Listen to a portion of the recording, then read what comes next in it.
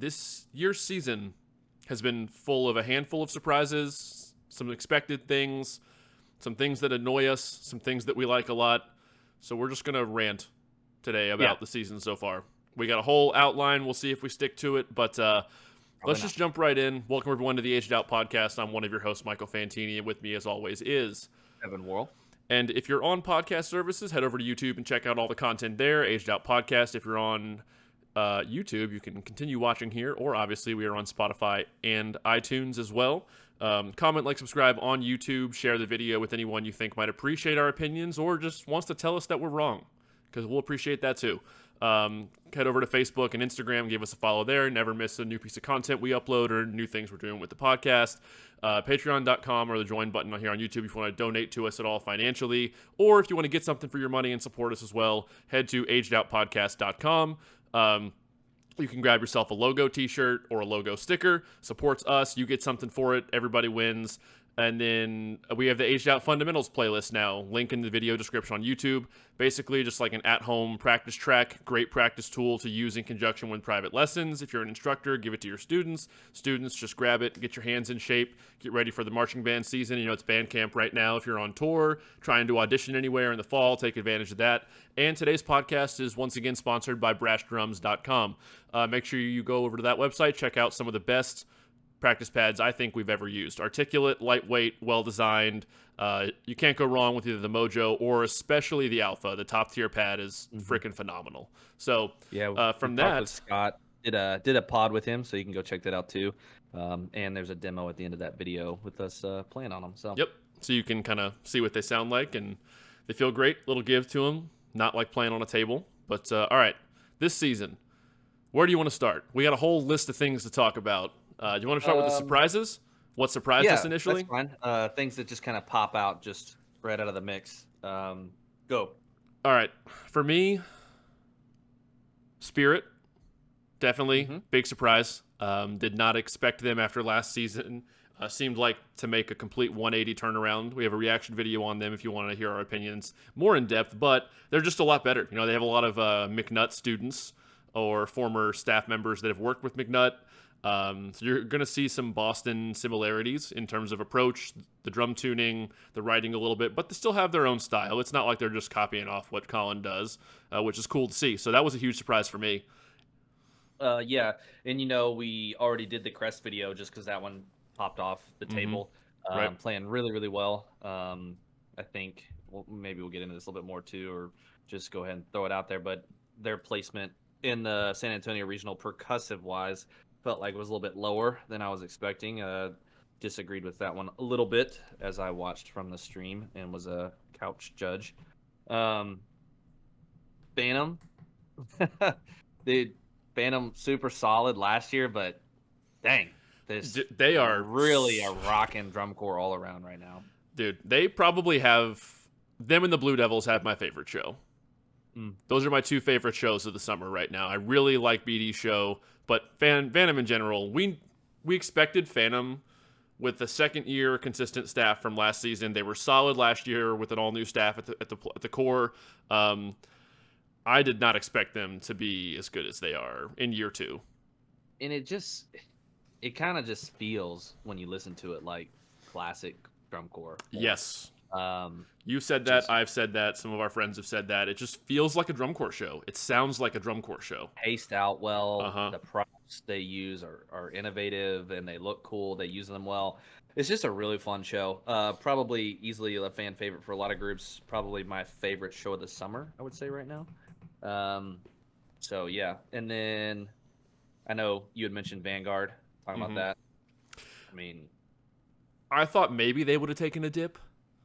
Taking a year off, like maybe they would miss a step in their first season back, but tons of familiar faces. Apparently, if we found out, they were really young in 2022, so they have a lot of vets that came back, just took the year off.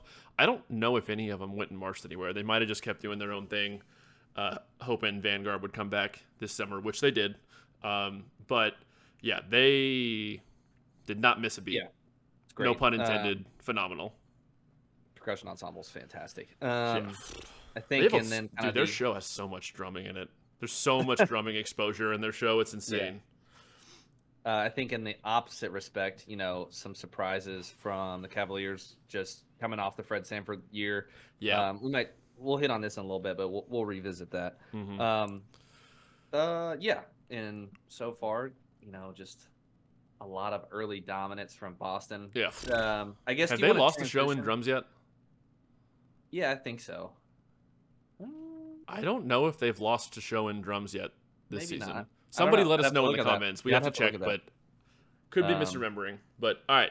So those are our surprises. We wanted to open up with that because it's just fun to be like, oh, we did not expect this. Did not expect that. Pretty cool. So, all right. Where do you want to start? What do you have?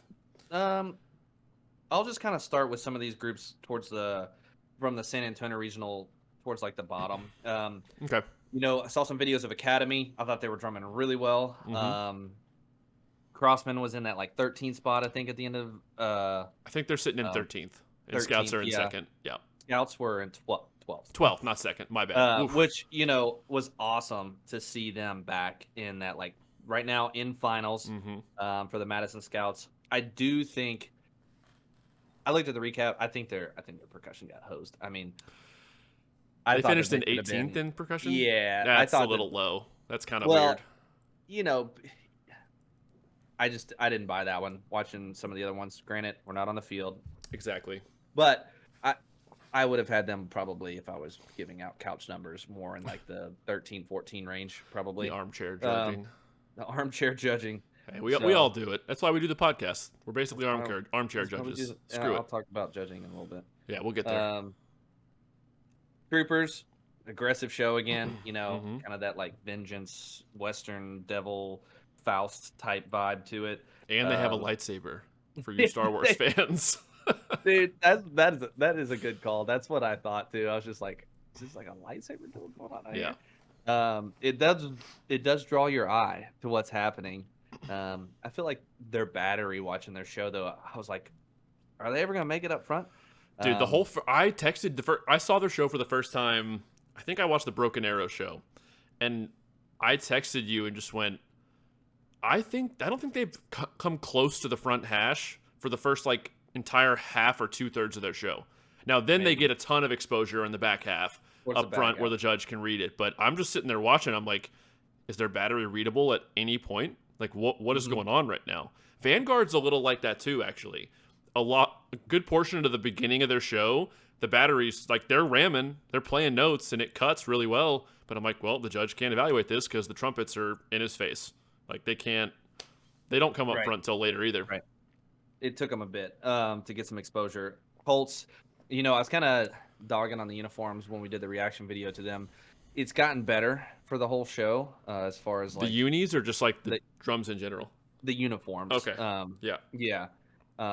As they're cleaning up visually, it does work better. It's still not my favorite, the way that it does kind of muddy up the field, but not the worst uniform that muddies up the field, which I will say.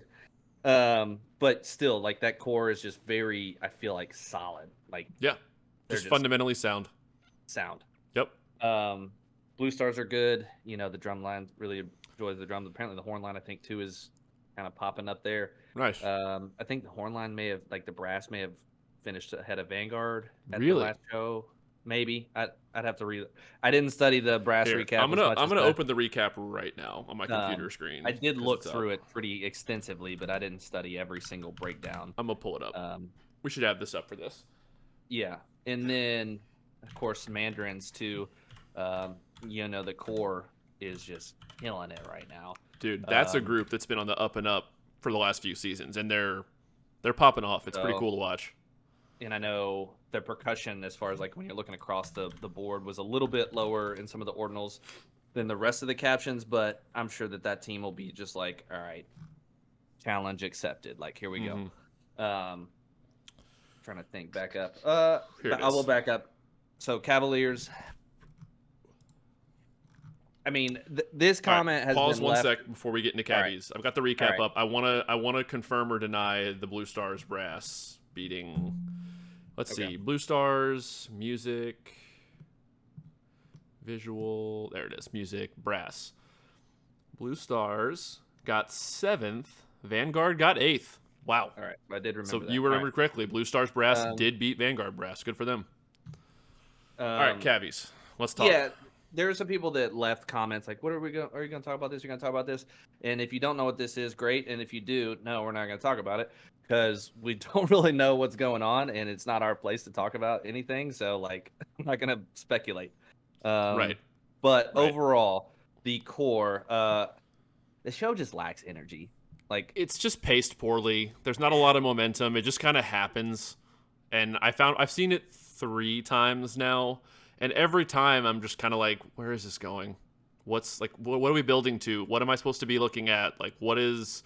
Yeah, like we have really good friends that work there, but like just being as genuine as I can, there's just things that I'm like, I don't know what's going on. The faces on the props, I have no clue who that's supposed to be. Am I supposed to know these people? Like, are they celebrities? Are they like historical figures? I don't know. Maybe it's in the show description. I don't know. I've had multiple people ask me who they are, which I'm like, I don't know. You know?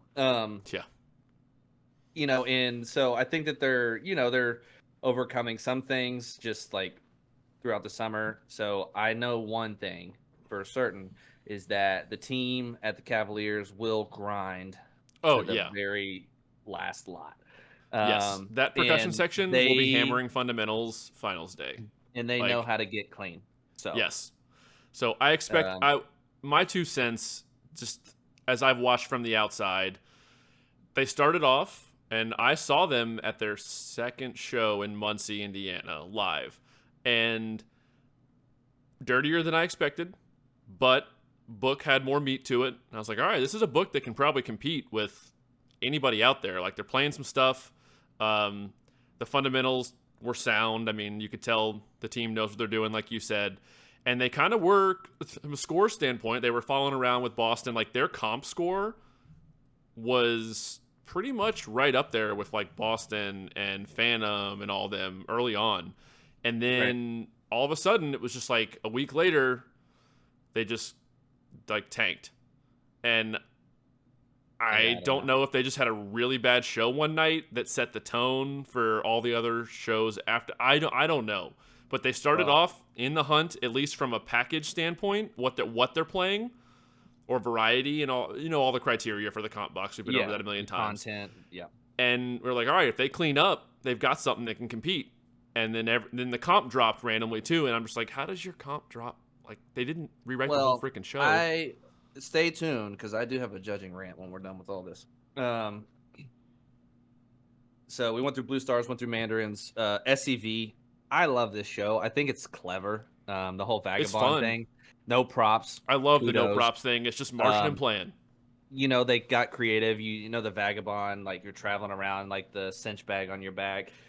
The members have, like, the things they wear on their back that hold the guard equipment. I was like, that was brilliant. It's real smart from uniform design, but I will say the first thing that I thought when I saw these uniforms revealed was the Foot Clan from the Ninja Turtles. That's because you've also been playing Teenage Mutant Ninja Turtles, Turtles in Time. Dude, this Saturday was a time. I went to my neighbor's pool, and 2 of my friends came over, and we plugged in my Super Nintendo and played Turtles in Time and Mario Kart, and it was great. I played the crap out of Turtles in Time. I did too. It's such a good game. Pizza power. Oh, dude. Pizza time. Pizza time. All right. Back to drums. But no, Vanguard, I think the percussion's finishing lower than they should be.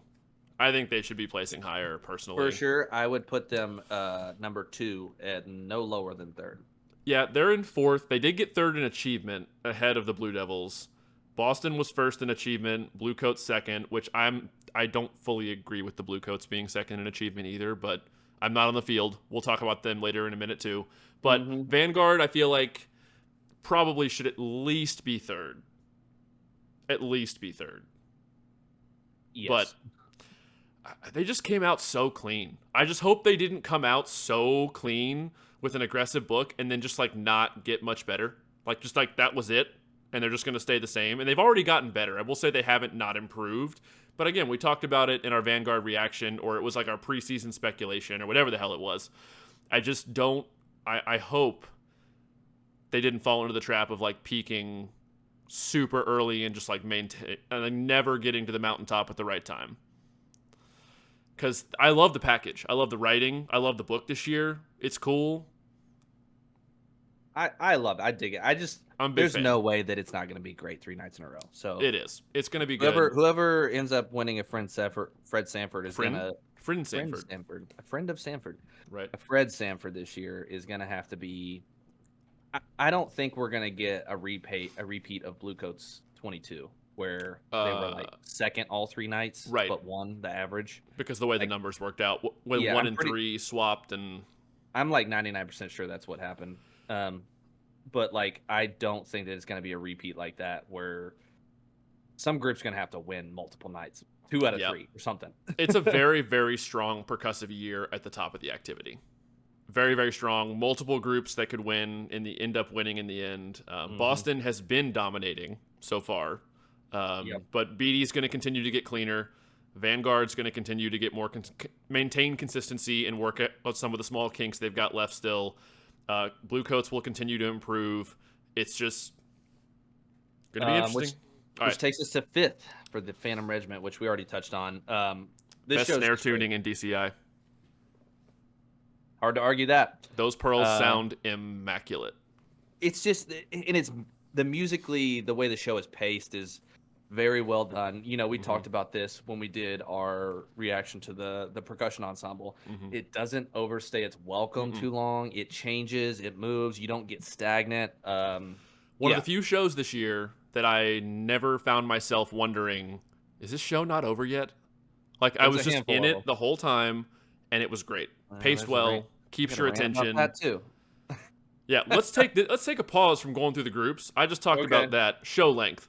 Shows are too fucking long. They're way too long. I feel like we need to cap them at 10 minutes. 10 minutes.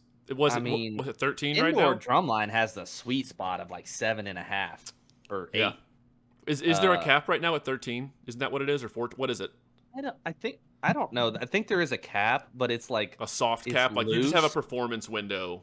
Yeah, there's like a window because like, some people like blah blah blah blah blah doesn't count the pre-show. But now anymore, I'm like, well, what is pre-show? Can you do your show without pre-show? Because if the answer is no, then it's not pre-show. It's just part of the show. And we just don't judge it for some reason. Yeah, I don't know. But they're too long. I mean, like I said, most of the time, there were multiple shows that are in the regional yesterday where I'm laying on my couch watching, and in the middle of it, like I just picked my phone up and just got distracted because I just wasn't engaged in what was happening on the screen. And I put my phone down and go, oh God, the show's still not over yet. I love drum corps. I do too. I love this activity. But I think because the shows are so long, you have to put in filler content that's like, well, this just feels very transitional. It feels like you put this in here to check a box, not to like actually say something or do something. Right, exactly. Which, it's hard to like captivate people these days for 13 minutes straight, which is what some of these shows are, and I'm just like, all right. And then they get real segmental, so it feels like we go from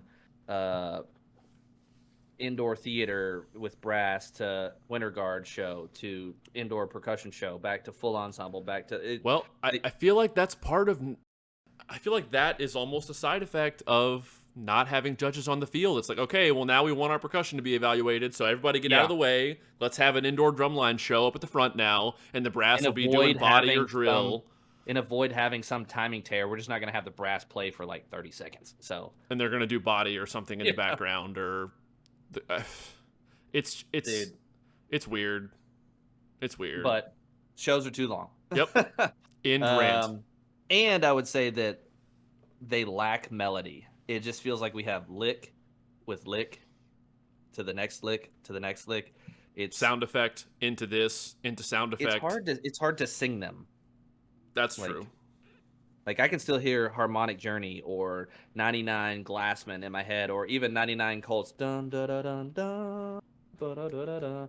And like I can sing those, but like I'm like I can't sing these. They don't get stuck in your head. Right. All right. Anyway.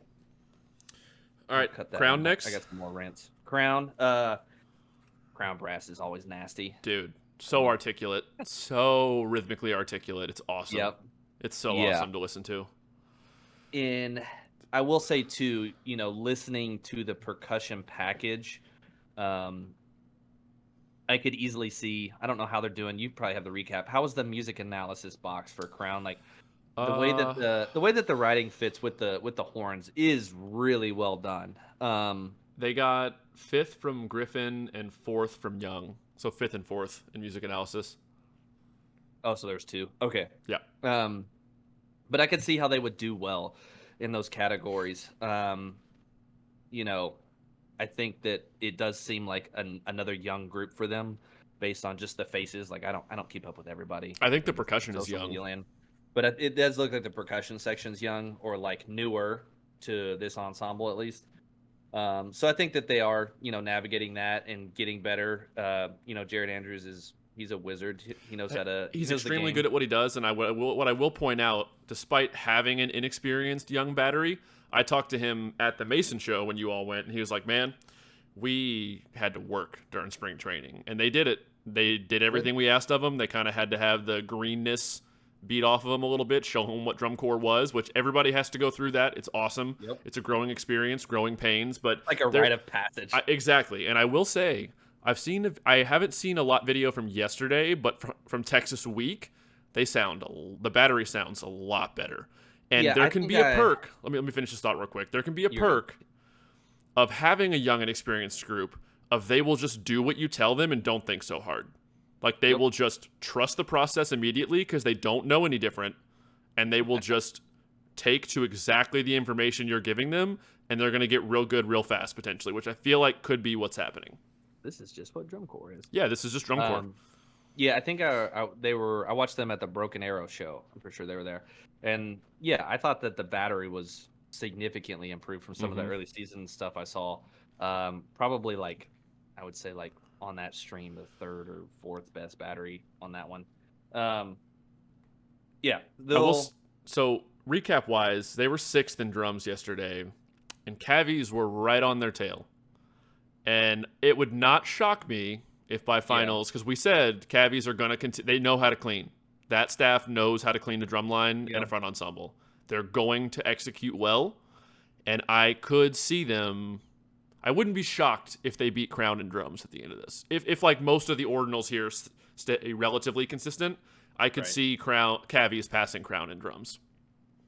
Boston. Dominance. They just sound great no matter where the battery is on the field. It's one of 2 batteries I would say you can hear them no matter where they are. Who's the other they're one? On the back sideline entering, doesn't matter. Hear them. Who's the other one? I would say Phantom. I was going to say Phantom's the other one for sure. The other two, I mean, maybe that is somewhat a product of the Pearl drums, but also the Boston battery. It doesn't matter where they are just freaking. You can hear the quads cutting through. I think that the show overall is very accessible to the fans. What should scare people? The show is very accessible. I agree with what you just said. But on a different note, what should scare people? And in people, I mean their competition, is I think they might be a little scratchier right now than they have been last summer and the summer before by the regional here. Which to me means they're beating everybody and they're still going to get cleaner for the next 3 weeks and get those scratches out of there.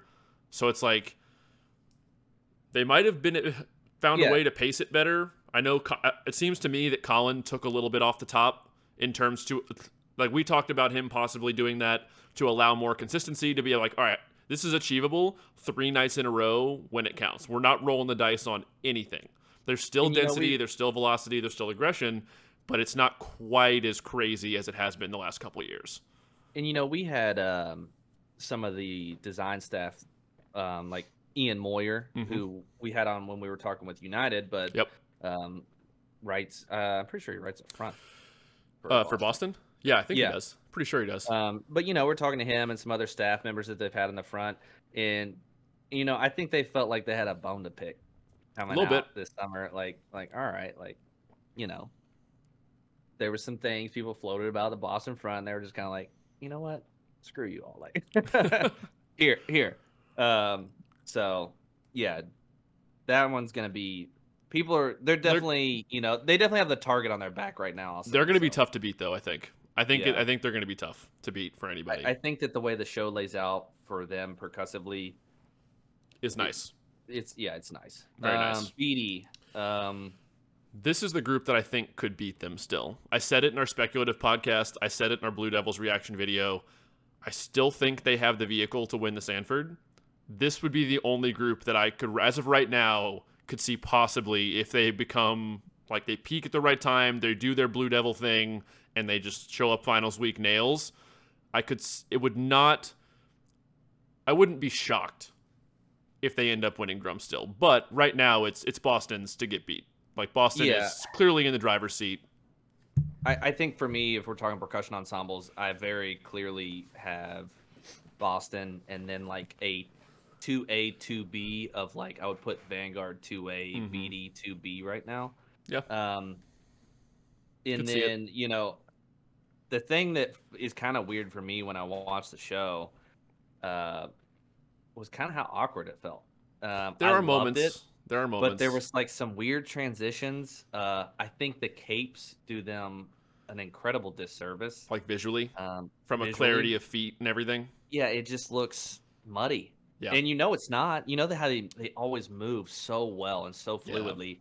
But I think the sash, great. If you want to have a sash, great. The capes, they kind of muddy up, not even just like the legs, but like the side of the torso and the way they drape down when they have like the horns up and stuff. And then they just wave and they swish back. I mean, it just looks, I don't know. I think the capes are a miss in my point. I always go back to Edna Mode from Incredibles. No capes. Well, when they take them off at a point, right? Yeah, they maybe do, but like it's pretty quick. But is it quick? I thought it was a little later in the show. Maybe it's like 3 or 4 minutes in. Yeah, it's not right away. They wear them for a little bit, and and you can see that visual clarity way better as soon as they take those things off. So maybe they'll adjust by the end. Let's see how are they doing visually. Let's see. Is it hurting them? Let's find out. Visual, Blue Devils, 2nd, 4th, 3rd. So I mean, it's not. Wait, that was color guard 3rd. Sorry, 2nd and 4th. So visual proficiency 2nd, visual analysis 4th. So proficiency is like the technique and clarity, right? Like clarity of drill. I'm pretty sure is on the field, and analysis is up in the box. Yeah. So there you go. All right, there it is. Coats, who won? Bluecoats. The opposite of BD. The show is very visually pleasing. Dude, that last 60 seconds is sick. The white on the field is very. It's stark. It's awesome. I don't understand quite how they're running off with GE right now. Changes everything. They change the props around. They manipulate them. I watched a release they did on like the props, and we start off with this unified thing, and then we change it. And when they're in bigger pieces and they're in smaller pieces, and it changes and changes. But I'm like, yeah, but like everybody changes their props just about. Like if you don't change your props, you get hammered. Yep. Which was another thing. Which was another thing, like the whole end zone tarps. I'm like, are you gonna use those? I'm sure they've got something up their sleeves. I'm assuming they probably do. There's no way they're gonna put those there and just leave them. I think the other thing that kind of like irks me with that one is like, I do love the integration of electronics and what it allows us to do in this musical medium. But at the same time, in the spirit of the activity, sometimes with them, I don't know what's real and what's not. Like what sound is like coming from the horns, or what sound is like being augmented through the front. Yeah. So I'm just kind of like, it kind of bums me out, even though they were great. I mean, they've been winning brass. I think they were 2nd at San Antonio, but they split sub captions with. So BD won brass last night. But they split sub captions or something. Yeah, Bluecoats won achievement, BD won content. Which is kind of crazy. I thought you would like flip it maybe. Of course, I'm not a brass judge.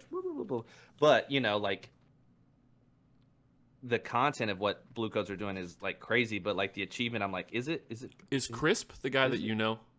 Yeah. He judged brass last night. Okay, well, you have to call him later. Yeah. Like, what's going on down there? Yeah, what was your opinion on this? Why'd this happen? What'd you see? What'd you hear? All right. So my take, the Bluecoats are one of the I didn't say this as one of our surprises that we talked about at the beginning of the podcast. The Bluecoats are one of my surprises right out of the gate. Not necessarily in a positive way. The drumline came out a little rough from spring training. And I will caveat that with they've gotten a ton better. It could have been a weird first couple shows. It could have been they just learned a bunch of stuff they didn't have time to work on, and I happened to catch them. A lot of caveats. They sound night and day better but right now, this weekend, than they did coming out. It was just surprising to me, the level of dirt. And I don't want to hold that against them because we give Blue Devils a pass on that every season. We always BD's dirty because they always are. Like, whatever. They're going to be good. Like, a friend of ours, when we were talking to him about it after very first week of the season, we're like, wow, this is way dirtier than they normally come out of the gate. And our friend made a good point. The show's really long, and there's a lot of ensemble demand in that Bluecoat show. And so it could have been responsibilities are significant. It's insane. And our friend pointed out it could have been they pull the Blue Devils a little bit because they had to in spring training. Like, we got to work all the kinks out of this timing stuff before we can perform this. Like, we have to spend time in ensemble, music ensemble, working the timing, figuring the math of all this out to make sure every player that has responsibility on the field knows their responsibility and they can nail it because, fine, our snare line can be dirty right now, but that doesn't matter if they're clean and the show falls apart. You know what I mean? Like, so they might have had a lot to learn, a lot of kinks to work out, and just like Blue Devils, focus a ton on staging, design, getting out all that right in spring training. It very well could have been one of those things. And so I don't hold it against them. It was eyebrow raising for sure. It was kind of shocking because usually they come out pretty strong, just like some of the other groups that do. But when all that was pointed out, and I've seen the drastic improvement in playing since tour started, I lean towards it was probably what our friend pointed out. It's more than likely what happened. So that's my 2 cents on that. They've gotten a lot better. I don't fully agree they should be in second right now in drums. In full transparency. Great for them. All right, I'm gonna have to choose my words wisely here. I have a ton of respect for the Bluecoats organization, and I have a ton of respect for. Obviously, we love having Tom on, Rarick, when he shares what he does. From an arranging standpoint, he's probably one of the most creative or fresh arrangers that's out there. Top of the game. Everything that you said could be completely valid, and this isn't even directed just at the Bluecoats, but I just look around at some of these groups that have super extensive warm-up packets. And it's just hard, man. The summer is finite. You only have so much time. It's like you have a lot of time, but you also don't have a lot of time. It's fleeting. It goes by so fast. Yeah. And when you get behind, it is hard to catch up. Yep. And I think to their credit, they're still jockeying for a Fred Sanford, even though like you said, I would probably we're not on the field. All right, we're not on the field. We're not. We've put that out there. You all understand. But I would have them in the 4 to 5 range as a percussion ensemble, just from probably. A lot of it speaking purely on clarity. But they're not. They're in second, third position. If I was in that position, I would just abandon everything but 8s and triplet rolls. We're gonna warm up and we're gonna track the show, and that's it. Yeah, because we're playing how we are right now, which is solid, but not on the level that Boston is, and we're only 2/10 behind them. Let's clean the hell out of this thing. Forget all the lot etudes and all this stuff, and let's just fundamentals, clean the damn book. And when Vanguard's on your heels, Vanguard's gonna be great. It just is. So the spread. Boston had a 19-0 last night. Bluecoats were 2/10 behind them with an 18-8. Third was 0.25 behind them of Devs. And then Vanguard was fourth, 0.05 behind BD, right on BD's heels. Yeah, if I'm in that in BD and BD's gonna finish strong. BD's chomping on your heels right now. You have a pretty commanding lead to win a gold medal. percussion ensemble wise, if I got a chance to main, I don't want anyone to catch up and leapfrog us for positioning. And if I could like catch up to Boston or pass them, like I'm not gonna waste time like, just working on stuff we don't need to work on. Right. Like, I mean, no, they're in the conversation. I think they are, even if they were in the 4 or 5 spot or 3 spot or whatever, they're one of the best percussion sections. Like, they're in that conversation as one of the best this summer for sure, hands down. But I agree with you fully. Like, you don't want to leave tenths on the table. Right. You're only 2 tenths behind Boston, and you got a lot of cleaning you can do. Probably low hanging fruit cleaning on the table. And I'm not saying they're not cleaning every day. They are cleaning. We know the staff. From like the environmental challenges for the whole ensemble. So it's like, all right, like start tracking. And that might be what they're doing. Because like I said, they've cleaned up a ton from tour starting to now. And that might be what they're doing right now. They might be like, hey, let's just hammer this out and just grind. And we know a lot of the staff there. They know what to do. They know how to clean a group. So I hope it's going to be interesting. Because I'm with you. Like I said a minute ago, I'm surprised they're in second, just from a clarity standpoint across the board. But the fact that they are should motivate the shit out of them. Yeah, like take advantage of that, man. We're like, we're up here and like, we're not clean. Yeah, and I was a Bluecoat. So, I'm all about the Bluecoats winning. Like, do it. I have dear friends that teach there, so what I would consider good friends of mine. So like, no, I'm not trying to poo-poo on anything, but it's. Dude, this percussion, the top 4 groups are all... Yeah. I think at this point, Boston's probably going to win the Sanford. But if anybody else, Vanguard, BD, or Bluecoats ended up winning, I wouldn't be like, here's my... like stunned. It wouldn't blow me away. But like I said, like, I feel like if you have like one of the 3 nights where you just like... crap the bed. Like blow up, like you're done. Yep. Like you're done. The top 4 are going to be too good. That if you drop the ball, if Boston drops the ball one night, BD drops the ball one night, any of them, you're cooked. Because the other 3 groups are not going to do that. More than likely. So, segue from that, judging. All right. Go ahead. Let's just do it. All right. There's probably not a ton of people who judge that listen to this, but I feel like since we have taken the percussion judge off the field, which obviously if you listen to this podcast at all, you know that I hate. But like, come on. Like I've watched a few shows where it feels like some judges have like cement in their feet and they're just camped out and they're not moving. And they're going to read the whole battery show from in front of the pit. It's like, dude, there are opportunities. Or from the side of it next to the bass drum. Or from the side of it, like, yeah. There are opportunities to get out there and watch the show. Like, I mean, if you watch Boston's show once, or even the first time, and you see the batteries camped out on the front sideline, it's like, oh, they're probably up here for a reason. So let's go. They're about to throw down. Let's go see what they're doing.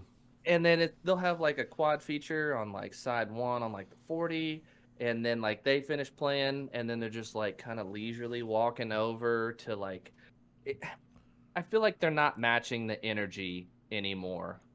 And I'm speaking on the aggregate. It's not every single percussion judge, but there's a few that they're not matching the energy that the kids and the performers are giving out. Like it used to be like, JJ and AK and Prospery and all those people when they're out there in the field, they're just like hunting you down and they're out of breath, like chasing you and like they're wanting to get in there and get the read. But now it's just like, oh, well, the quads are done. I'll just walk on over here. It's like, are you getting in there? Like, what are we even judging? Like, you might as well go sit in the stands, which I hate. I wouldn't. I don't want that, but like. I think I made the comment to you before we started recording as we were mapping this thing out. I was like, man, you could probably make an argument nowadays that watching on the flow stream, you can read the battery for more of the show than the judge does.